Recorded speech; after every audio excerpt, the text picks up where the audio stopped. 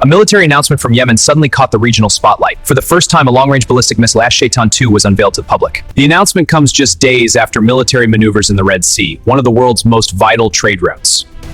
Is this simply a demonstration of defense capabilities, or a signal of a shift in the balance of power in the region? Kami mengumumkan berita penting ini.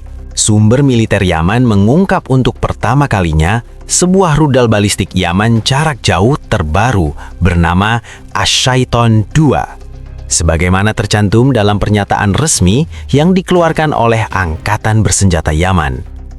Dalam langkah yang disebut mengejutkan, sumber militer Yaman membuka tabir untuk pertama kalinya mengenai rudal balistik jarak jauh yang dinamai Ash-Shaitan 2.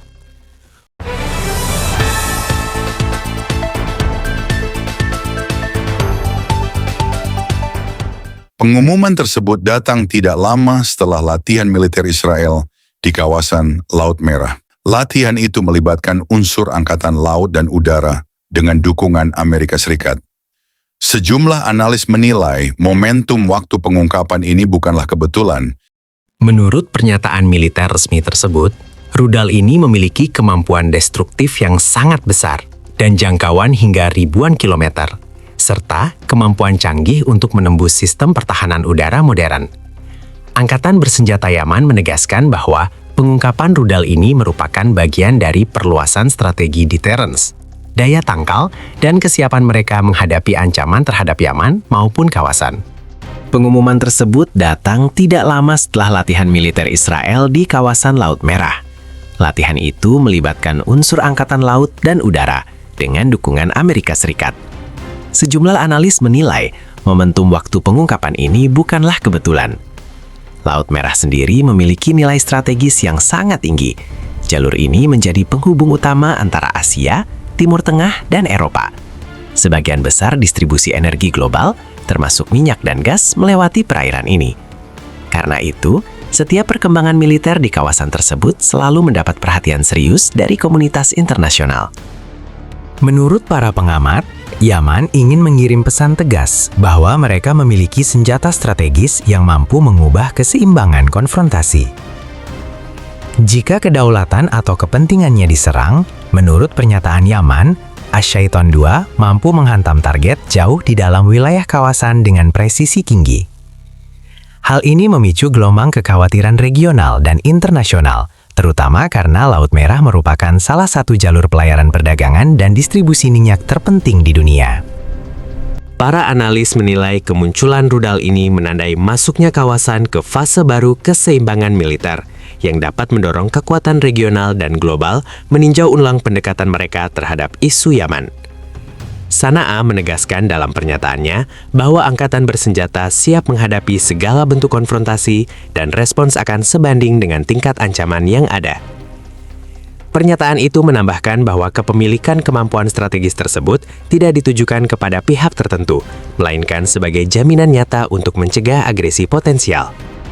Para pakar militer memperingatkan bahwa masuknya rudal canggih semacam ini ke medan konflik dapat memicu eskalasi yang belum pernah terjadi sebelumnya, terutama jika dianggap sebagai ancaman langsung terhadap Israel atau sekutunya.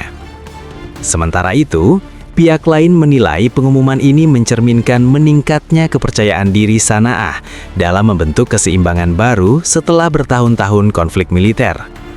Hingga saat laporan ini disampaikan, belum terdapat tanggapan resmi dari Israel maupun Amerika Serikat. Namun, media regional melaporkan adanya perhatian serius terhadap perkembangan ini. Beberapa analis juga menilai bahwa pengumuman ini mencerminkan meningkatkan kepercayaan diri militer Yaman setelah bertahun-tahun berada dalam dinamika konflik yang kompleks. Di sisi lain, langkah ini juga bisa menjadi pesan diplomatik tidak langsung kepada aktor-aktor regional maupun global yang terlibat dalam keamanan Laut Merah. Sejumlah pengamat memperkirakan, respons dalam beberapa hari ke depan akan menjadi indikator penting. Apakah akan muncul pernyataan resmi, peningkatan patroli militer, atau justru upaya diplomasi di balik layar? Sejarah menunjukkan bahwa kawasan Laut Merah dan sekitarnya merupakan wilayah yang sensitif terhadap perubahan keseimbangan kekuatan. Setiap pengumuman terkait sistem senjata strategis berpotensi memicu kalkulasi ulang di berbagai ibu kota negara.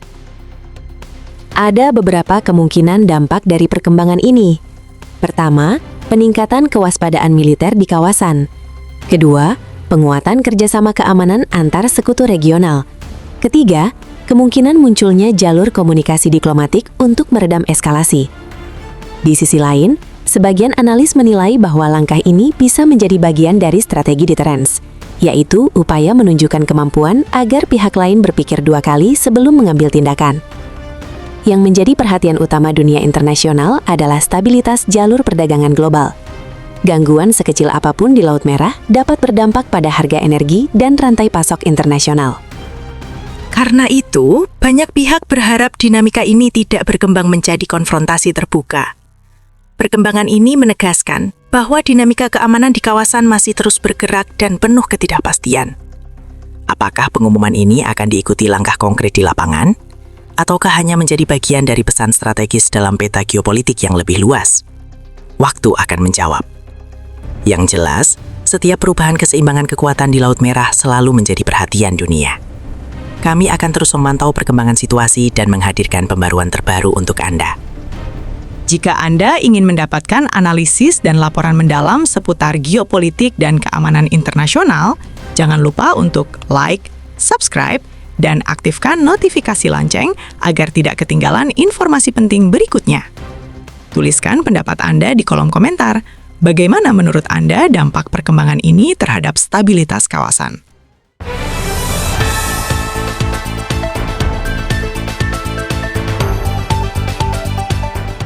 Perkembangan militer di kawasan Laut Merah kembali mengguncang perhatian dunia.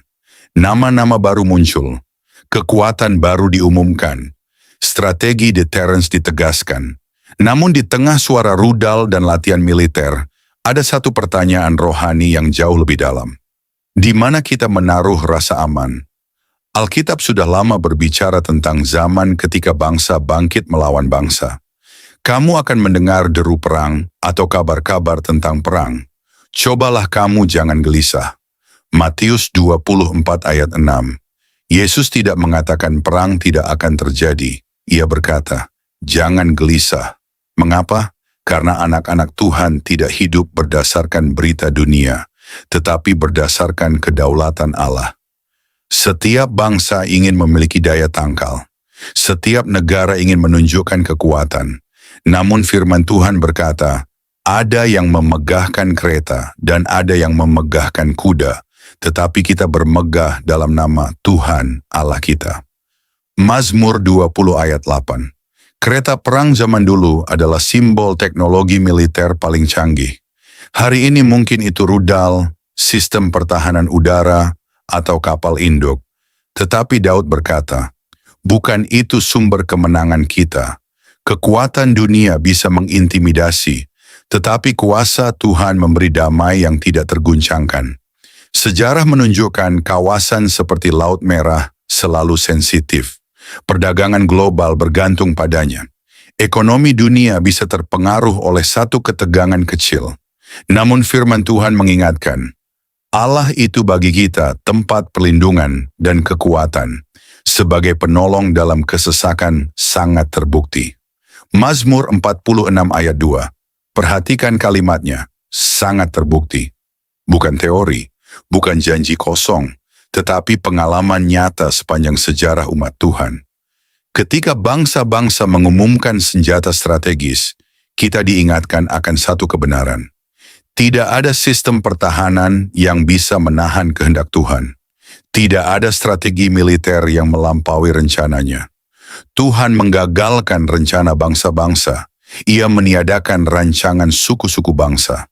Mazmur 33 ayat 10. Jika dunia berbicara tentang keseimbangan kekuatan, Tuhan berbicara tentang keseimbangan hati. Apakah hati kita dipenuhi ketakutan? Ataukah dipenuhi iman? Strategi deterrence bertujuan agar musuh berpikir dua kali. Tetapi kasih Tuhan melakukan sesuatu yang lebih dalam. Ia mengubah hati manusia. Yesus berkata, "Berbahagialah orang yang membawa damai, karena mereka akan disebut anak-anak Allah." Matius 5 ayat 9. Dunia mencari stabilitas lewat senjata. Kerajaan Allah menghadirkan stabilitas lewat kebenaran dan kasih. Apa sikap kita? Di tengah ketidakpastian global, jangan panik, jangan terseret narasi ketakutan, jangan kehilangan iman. Sebaliknya, doakan para pemimpin bangsa, doakan perdamaian kawasan, doakan agar gereja tetap menjadi terang. Jika umatku yang atasnya namaku disebut merendahkan diri, berdoa dan mencari wajahku, maka aku akan memulihkan negeri mereka. 2 Tawarikh 7 ayat B 14. Apakah hari-hari ini hati kita lebih dipenuhi berita atau firman? Apakah kita lebih cepat membagikan kabar ketegangan daripada membagikan pengharapan? Tuhan tidak memanggil kita menjadi penyebar ketakutan. Ia memanggil kita menjadi pembawa damai dan penjaga. Kawasan bisa berubah. Keseimbangan militer bisa bergeser. Aliansi bisa terbentuk dan bubar. Tetapi satu hal tetap, Yesus Kristus tetap sama, baik kemarin maupun hari ini dan sampai selama-lamanya. Ibrani 13 ayat 8. Di tengah dunia yang bergejolak, kita berdiri di atas batu karang yang tidak terguncangkan. Damai bukan tidak adanya ancaman. Damai adalah kehadiran Tuhan di tengah ancaman. Dia itu Tuhan kami, Dia itu Allah kami. Saudara-saudari terkasih dalam Kristus, terima kasih sudah mendengarkan renungan firman Tuhan sore ini. Bukan suatu kebetulan jika saudara ada di sini saat ini. Tuhan sendiri yang mengatur langkahmu, Tuhan sendiri yang mengetuk pintu hatimu, dan Tuhan sendiri yang menanamkan firman-Nya ke dalam jiwamu sore ini. Biarlah setiap kebenaran yang telah kita dengar tidak berhenti hanya di telinga, tetapi menembus hati, mengalir dalam pikiran, dan diwujudkan dalam perbuatan. Renungan ini bukan hanya perenungan, ini adalah panggilan. Panggilan untuk bertobat, panggilan untuk kembali, panggilan untuk bangkit, dan berjalan dalam kebenaran yang sejati. Karena kita tidak tahu berapa banyak sore lagi yang Tuhan izinkan untuk kita. Kita tidak tahu apakah esok masih milik kita. Tapi hari ini, sore ini, adalah anugerah yang tidak boleh disia-siakan. Mungkin ada banyak hal yang belum saudara mengerti, banyak luka yang belum sembuh, banyak doa yang belum terjawab.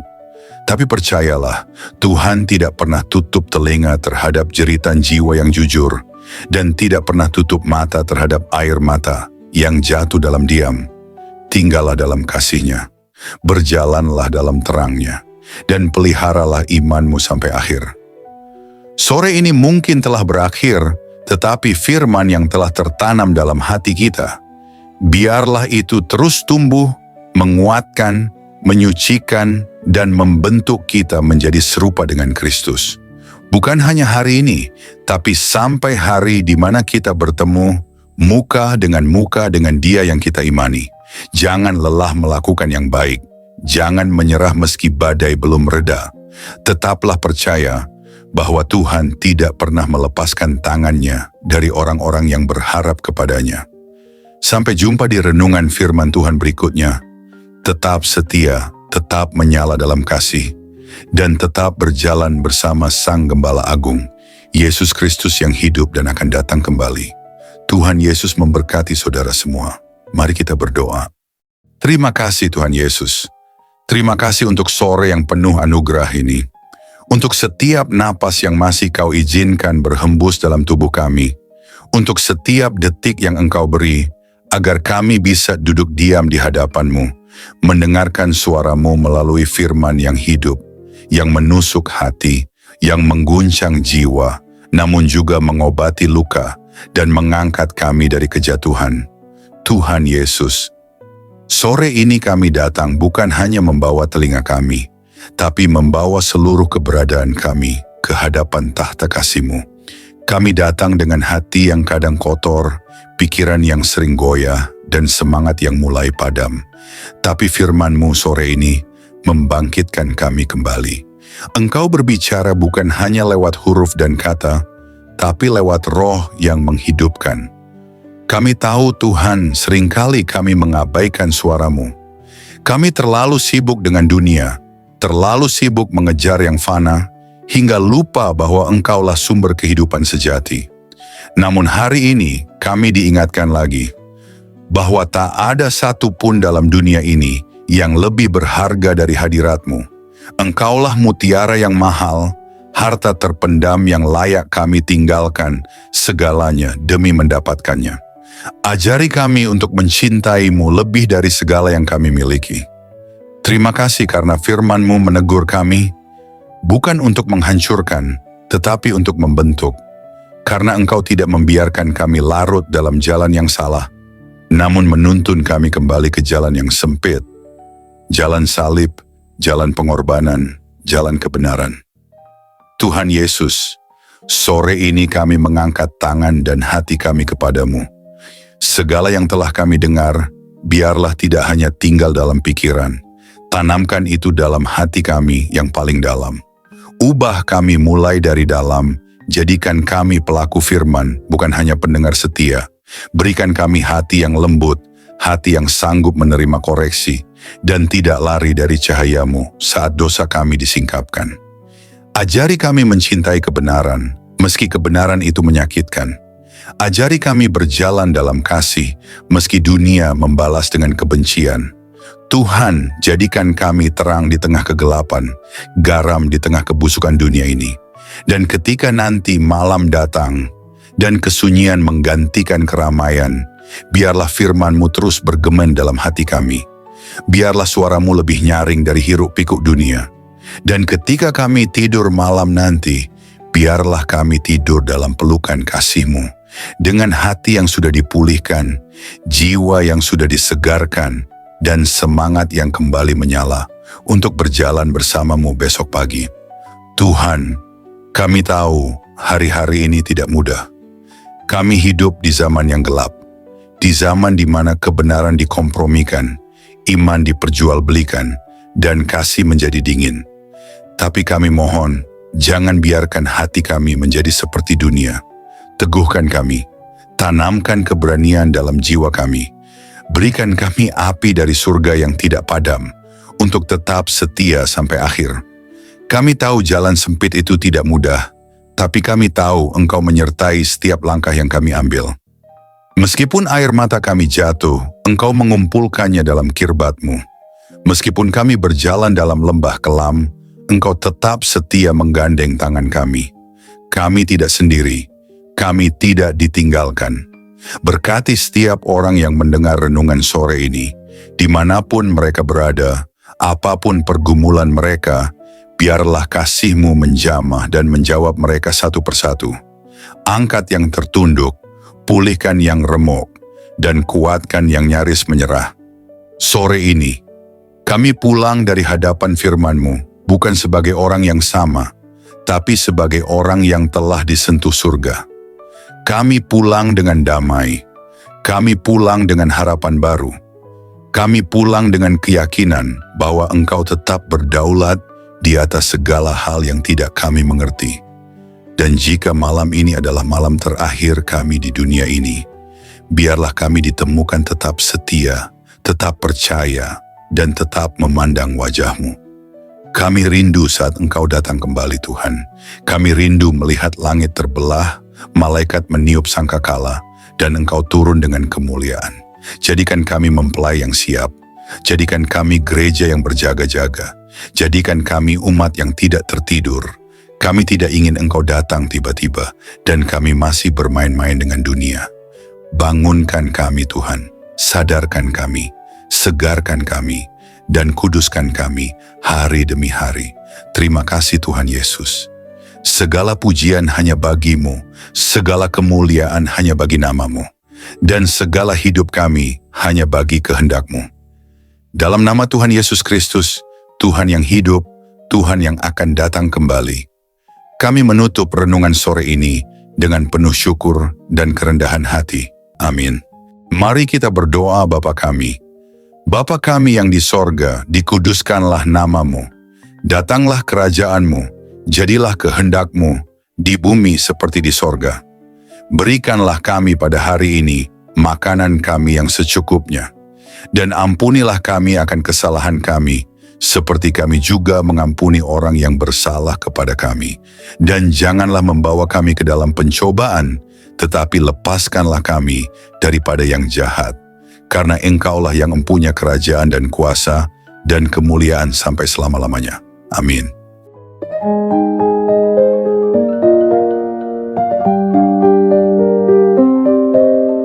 Saudara-saudari terkasih dalam Kristus, terima kasih banyak atas kesetiaan saudara-saudari mengikuti renungan firman Tuhan sore ini sampai selesai. Semoga setiap firman yang telah kita dengar, setiap pesan yang telah menyentuh hati, dan setiap doa yang telah kita panjatkan bersama, sungguh-sungguh menjadi kekuatan dan penghiburan bagi hidup saudara di hari-hari yang penuh tantangan ini. Kiranya firman Tuhan hari ini menanamkan keberanian dan keyakinan dalam hati kita semua, bahwa tidak ada keadaan yang luput dari kuasa Allah.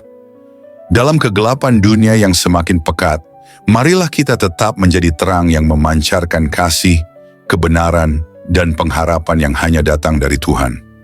Jangan pernah menyerah, sebab Tuhan berjalan bersama kita, menuntun langkah kita, dan membukakan jalan saat kita merasa terjebak dan buntu. Ingatlah bahwa di setiap pergumulan ada pertolongan Allah yang siap datang, dan dalam setiap tangisan ada penghiburan yang dari surga. Kami mengajak saudara-saudari untuk terus membagikan berkat ini kepada orang-orang yang membutuhkan. Jangan ragu untuk like, subscribe, komen, dan bagikan renungan ini. Dengan begitu, berkat firman Tuhan dapat menyebar luas, menjangkau lebih banyak jiwa yang haus akan kasih dan kebenarannya. Teruslah teguh dan kuat dalam iman, jadilah saksi hidup yang membawa damai dan sukacita dari Kristus dimanapun saudara berada. Jangan lupa untuk tetap membuka hati dan pikiran dalam setiap renungan berikutnya, karena Tuhan masih punya banyak firman yang luar biasa untuk diberikan kepada kita. Sampai bertemu lagi di renungan firman Tuhan sore berikutnya, dengan harapan dan doa agar Tuhan selalu menyertai langkah saudara-saudari semua, melindungi, memberkati, dan menguatkan dalam setiap keadaan. Tuhan memberkati. Amin.